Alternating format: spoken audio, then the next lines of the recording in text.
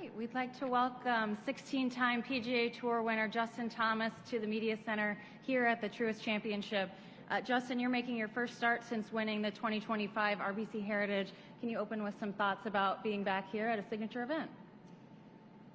It definitely is nice, you know, coming off of a win, and yeah, it was a nice couple of weeks off. I think it's weird, although it seems like the season kind of goes in waves of different times of tiredness, if you will. It seems like you know, Augusta seems to take it out of a lot of us, and Hilton Head being as tough as it was, you know, after those couple of weeks, you know, the time off was warranted, and it was nice. So it was good to get a little bit of rest and take some time away and get back into it, and back at a signature event, but at a new golf course for all of us. It's really cool and old school design, which I think is awesome, and should be fun.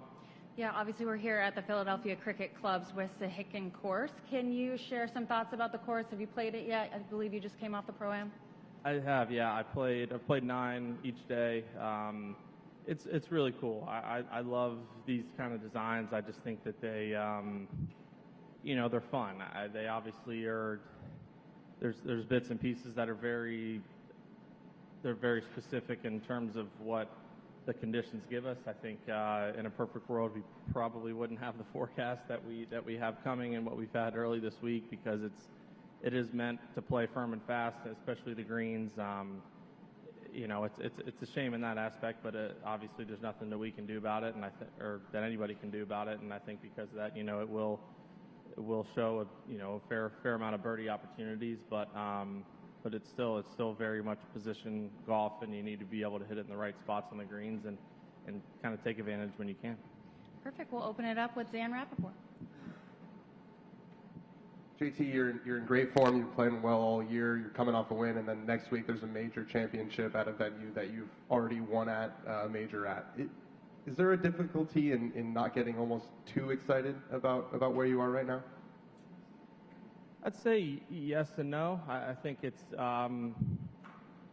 it'd be easy to buy into that. I mean, to be perfectly honest, Rory winning the Masters probably helped with that, because I think, I mean, rightfully so, and then Scotty winning last week. I mean, those two deserve all the spotlight and the favoritism that they'll probably have next week. And so yeah, I'm sure that is and was helpful for me, but it is. I mean, like I said, I enjoyed the couple weeks off. I think you know, this week obviously do want to play well and want to give myself a chance to win, and at the same time it is a chance to try to just kind of keep building a little bit more each and every day, and to get it to where, you know, we're playing well and feeling great about everything come next week as well. So yeah, I'm sure I might feel a little bit differently when I get there, but like I said, I think I've been fortunate to have a couple of my peers play well that I think they may steal some of that from me. We'll go over here to Jack. JT, with you winning, you have a 10-year-old 5-wood in your bag that I believe is one of the oldest non-putters on the PGA Tour. In fact, it's older than some of the Nike clubs that are still out on tour. How close are you trying to get a new one in the bag, and like what's kept that club in your bag for this amount of time? I'm not. I think there's definitely a reason it's been in there. It doesn't necessarily have as much to do with of not being able to hit the newer stuff well, or like how it performs. It's more of how it performs distance-wise is what I need. Like I've hit a couple of the latest 5-woods, like the last couple editions or launches, and they just go a little bit further than I would like in a 5-wood. I mean, it's just kind of a perfect club for me, I feel like, and it's unique in the sense I feel like I can hit it 230 yards if I need to, but I can hit it 265 in the air if I need to. So it's similar to a 3-wood. If you get a good one, it's tough to replace, and yeah, I have a handful of heads left. And I definitely won't be giving anybody any of them to try anytime soon. We'll go in the front row to Jeff. You guys play a lot of courses that you've seen in the past, and they're repeats. But when you're at a new course like this, seeing it for the first time, what's your approach to the practice rounds? It's very different. I actually had one of the amateurs in my program today asked me, like, what are you doing when you're out here? And I was like, well, this week is very different than normal in the sense of, a place like next week, I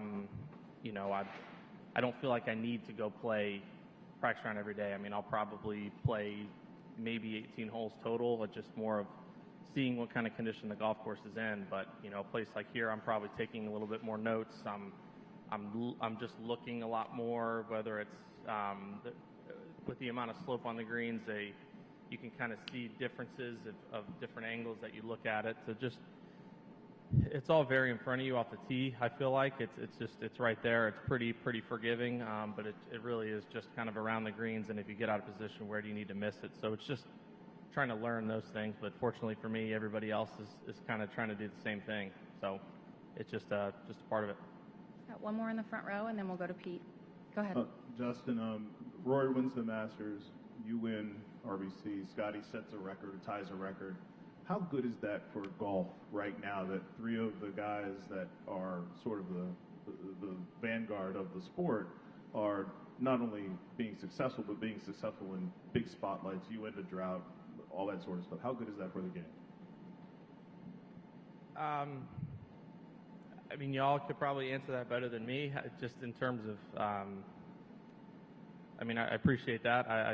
To be mentioned in the same, obviously, sentence and same area, if you will, as Rory and Scotty. I mean, obviously, I think a lot of myself and my game and my accomplishments, and know that I've done that. But like pretty much all of us, we all downplay everything that we've done and what we probably feel of ourselves. So it is. I mean, obviously, Rory winning the Grand Slam was huge. It was inspiring to me. I mean, obviously, it's not like I didn't realize I wanted to win a Grand Slam before that, but it is even more motivating. It is. I mean, it's such a funky game in the sense of anybody can win any week, but to have your top guys or guys that are maybe a little bit more of the needle, if you will, playing well at some of the biggest stages like Rory and Scotty did, I would assume that it is helpful. And so I think that everybody keeps playing well and keeps putting themselves in position, and that's the opportunity of new names and faces to kind of grow to where we can just hopefully have more battles like we all have. We'll go over here to Pete. Justin, if you could turn to your architecture side. Philadelphia is well known for the quality of golf courses that are here. In your opinion, where do you think Philadelphia sits as an area where you've got places like Marion and Aronimink that people know about, but manufacturers and Gulf Mills and Rolling Green that maybe people haven't heard of? What do you think about the Philadelphia area for golf? I mean, it's spectacular. I obviously I would love to play some of the other. I haven't played Marion. I'm honestly kind of bummed that I hadn't played here beforehand, because I selfishly would have loved to try to go play Marion while I was here, but I feel like it's in my best interest in my job to probably play the golf course that I'm playing this week. But it really is just so many courses in the Northeast. I feel like you don't want to be too vague and kind of group all of them together, but to me it's just a different style and a different look of golf up here, and it is. I mean, we there's a place that's really close by that was driving past, and I mean, you could just they all look so cool. I kind of think of it similar to like in like Scotland or Ireland. It's not like there's no bad golf courses it seems like you can play, you know what I mean? It's just they all look so unique. They have the old templates, the old kind of architecture, and the crazy green complexes, the bunkering, just something about like the bent fairways and the ride, bluegrass rough, like how it just kind of shapes the hole. It looks really cool. So I think that there's so many great courses that I'm sure that we could have tournaments like this at, but just the infrastructure and the property itself don't allow for all of it. So it's cool that we get to come to a new place like this and experience it and play it. We'll go to Shupak. JT, I got a couple for you. First, what's the best shot you remember hitting with that 5-wood? I mean,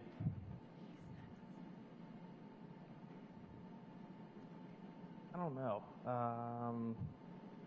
I mean, the one on 18 at Sawgrass on Saturday and Sunday kind of come to mind, or at least it's kind of what people remind me of. I don't, in terms of difficulty to repeat, I would say that's not very far up there. It just was this situation and scenario I think made it a better shot, but it's just, I don't know. There's not anything that comes really to mind. There's so many shots I feel like I can kind of create and hit with it that I just can't, with a 2-iron. Like I can hit it from, I mean, I hit it from like 165 yards out of the rough at Torrey Pines this year. Like it was just, when it was raining, it was miserable, and I'm looking down in the rough, I'm like, I can't get an iron out of this, and I'm not going to hit a sand wedge and chip it out. Like I know I can just lay open this 5-wood and I can kind of get it up around there, and I hit it to like 15 feet. And I always joke that, it's some people go 5-wood or 2-iron, and I'm like, I definitely could have done that with a 2-iron. So it's stuff like that. Over time, you kind of accumulate some. There's been a bunch of talk about, now that Rory won the Masters, it's very liberating and he might go on a big run. I'm curious if you agree with that, and if you feel like the same way about yourself now that you've got a win after a long stretch. I mean, I feel like Rory was kind of on a pretty decent run this year already, so I don't know. I guess it's all relative of what a big run is, of if that means more majors or more tournaments. But I mean, he's played better than everybody this year, so even before the Masters, without winning the Masters. So, but I felt that way about my game, for a little bit, in the sense of, over a long career, you go in runs. I mean, I know that in both good and bad, and it's just about minimizing the bad and maximizing the good. And I've gone on a couple stretches there, where I feel like I've kind of won 5, 6, 7 times in 30, 35 events, and it's like it's there. It just, sometimes things just happen when you win versus when you don't win, and I feel like I kind of saw a little bit of that at Harbour Town, of maybe some things going my way and just kind of making the putts, getting the bounces, whatever it is when you need to. But I'm not necessarily expecting it. I understand that it can happen, but I know I just kind of need to keep doing what I'm doing to put myself in the best position for it, if you will. Keith? Justin, I'm curious about your approach to the golf course this week. Rory mentioned a couple minutes ago that he noticed some design features, that he could carry bunkers at 300 yards, and he was going to fully attack with driver. Do you feel the same way about the way you're going to go, or are you going to play more positional? First off, I would say that's a good strategy for Rory at like every golf course ever made, is just to pull the driver out of the bag, unless it's a par 3, and just hit it, because he hits it better than about anybody in the world. But for the most part, I mean, there is a lot of drivers. The fairways they're pretty generous. They're wider than I thought on some holes, but it's super, super wind dependent. I mean, we played a different wind the last 3 days, wind direction, in the sense of, I mean, like the 18th hole, for instance, yesterday I hit a driver and a 6-iron in. Today, I mean, I hit this drive as good as I can hit it, and I had 5-wood in. So like it can play very differently in terms of some bunkers that are carryable with a certain wind and not others. But I think here it's fairway first, and it's more of a second shot golf course, in my opinion, of where you're leaving it and putting it in the right positions and giving yourself birdie opportunities.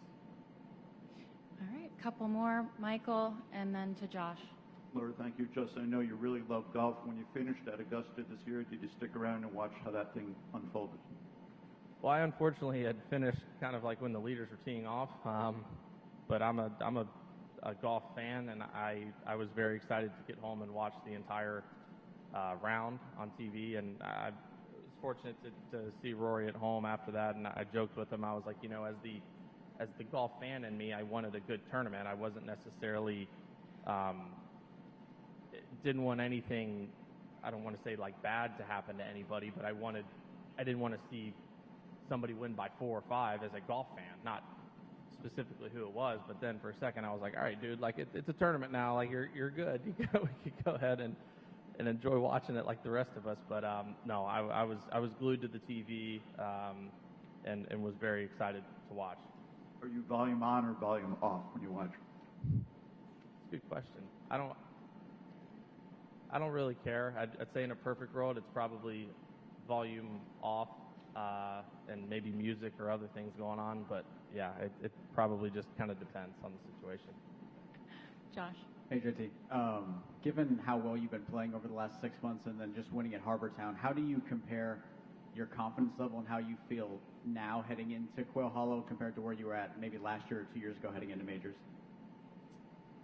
I mean, I felt pretty good with everything last year going into majors. I mean, there's even some times 2 years ago where I felt pretty good. It's just it's a fickle game. I mean, I don't necessarily at this exact moment feel as good as I did, on Thursday of Harbortown or Sunday of Harbortown, but that doesn't mean that I'm going to feel better than that tomorrow or the next day and so on and so forth.